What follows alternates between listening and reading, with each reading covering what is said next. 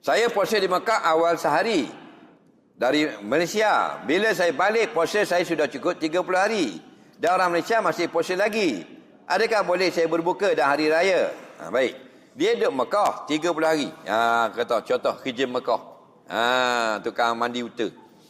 30 hari dah dia puasa di Mekah. Malang tu dia balik Kota Baru. Naik flight. Lepas buka 30 hari di Mekah, dia naik flight 8 jam sampai Kota Baru. Pukul 5 pagi sini. Kota Baru hari tu orang puasa lagi hari terakhir. Kalau dia puasa dah jadi 31. Jadi nak buat apa ni? Kalau nak raya, raya seka. Faham lagi? Congok raya. Main mengapi lah bilik. Faham lagi? Jadi hak mana se? Bagus kau. Tanya. Baru boleh ilmu. Jawabnya, hendaklah dia imsak pada hari itu. Kerana haram dia berpuasa. Sebab puasa tidak ada 31. Puasa ni 29 dan 30 saja dalam Islam. Nabi paling banyak puasa 29 dalam hidup baginda. Faham? Jadi ingat, puasa 29 dan 30.